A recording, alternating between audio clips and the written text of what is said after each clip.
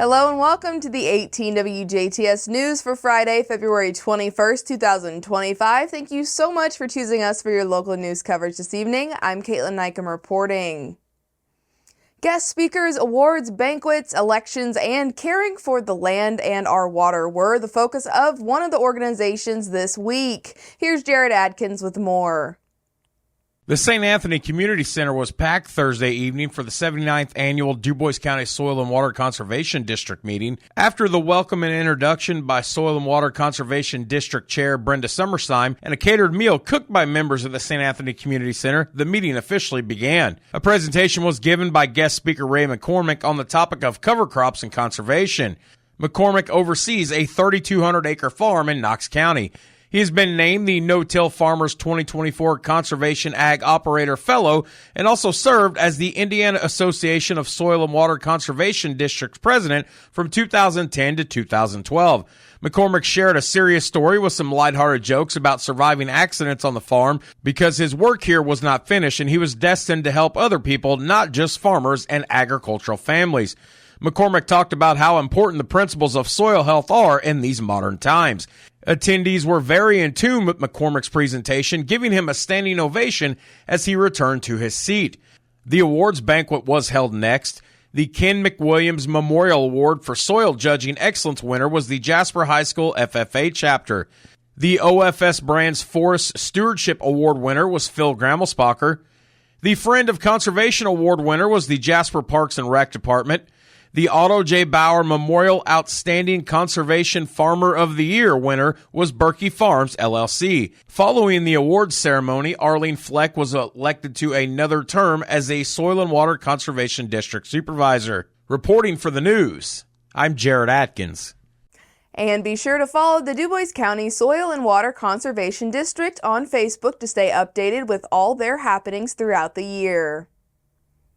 Last night, Thursday, February 20th, Trooper Leah Schnell responded to a crash with injuries on State Road 37 near Paoli. When Trooper Schnell arrived, she observed that a vehicle had crashed into a tree. Emergency personnel removed 4 juveniles from the vehicle, and they were transported to IU Health Hospital in Paoli. One juvenile was then transported to the University of Louisville Hospital due to the severity of their injuries. All 4 juveniles were cited into court for minor consumption of alcohol. The Forest Park High School construction trades class is putting their skills to work by building and selling custom yard barns. The student-led initiative offers fully customizable barns for tool storage, workspaces, or recreational property use, with all proceeds benefiting the construction trades program. Each barn measures up to 10 feet by 12 feet with 8-foot walls, and customers can choose from weather-protected T111 or traditional siding. Roof options include metal or shingles, and buyers can select door and window configurations to fit their needs. The barn also features an optional solar panel system for lighting and electrical outlets. Once completed, the barns will be transported and set up by Olinger Brush Cutting and Excavating.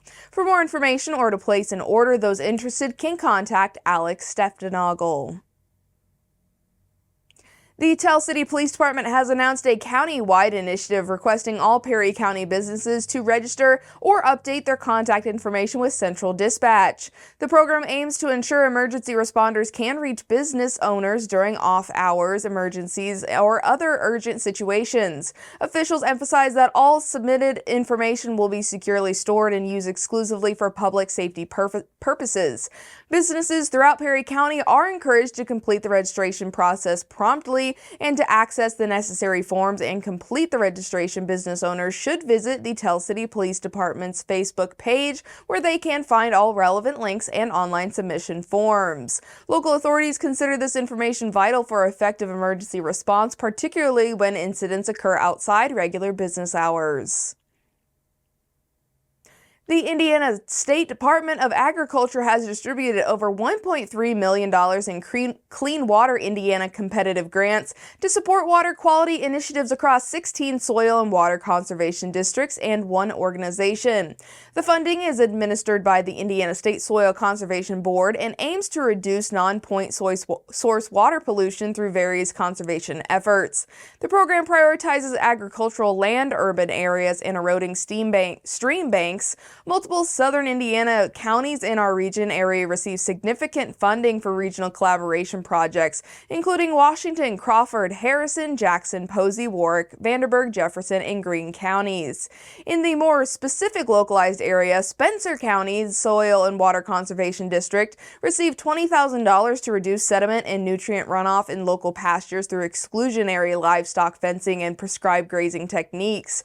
Orange County's Soil and Water Conservation District was granted $125,000 for its Cultivating Clean Water One Practice at a Time program, which encourages local producers to improve soil health and decrease waterway pollutants by addressing livestock runoff issues. The Clean Water Indiana program, funded by a portion of the state's cigarette tax, requires each grantee to provide matching funds for their projects. The awarded projects, which can span up to 3 years, particularly target producers not currently served by other conservation programs. Eli Underhill, a senior at Perry Central Senior High School, has been named one of just 5 students from Indiana selected to represent the state in the U.S. Presidential Scholars Program, one of the nation's highest honors for high school students. Underhill earned this distinction through his outstanding academic performance and exceptional achievements in his engineering career and technical education pathway. As a finalist, he will now advance to the national selection process, competing for the Presidential Scholars Medallion and a trip to Washington, D.C. for the National Recognition Program. The U.S. Presidential Scholars Program was established in 1964 and recognizes the nation's most distinguished graduating high school seniors. In 2015, the program was expanded to include students who demonstrate exceptional talent in career and technical education fields.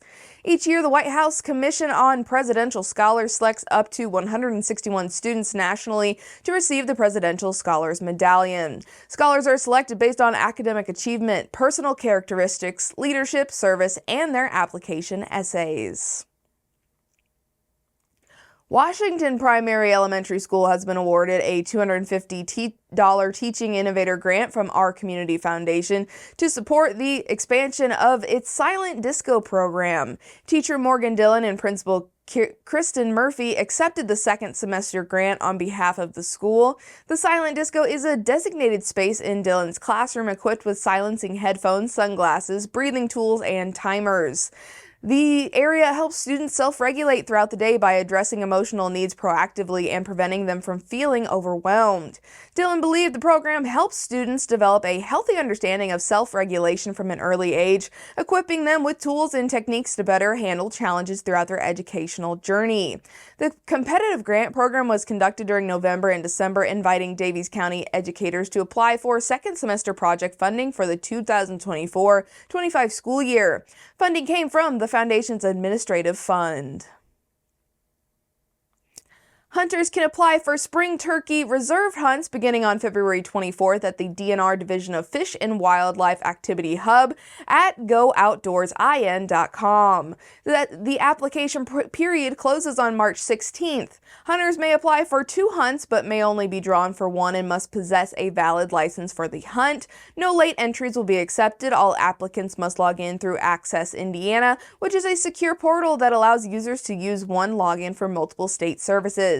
Those without an Access Indiana account will need to create one. The online method is the only way to apply. When logging into the new system for the first time, you will need to look yourself up in the system and verify your personal information. Once that is completed, you will be taken directly to your accounts page on future visits. Hunters at each participating property will be selected through randomized computerized draws and will be able to view results online by March 30th. An email will be sent to all applicants that when the draws have been completed. And that wraps your Friday news here on 18 WJTS. We'll be right back with a check of your weather forecast.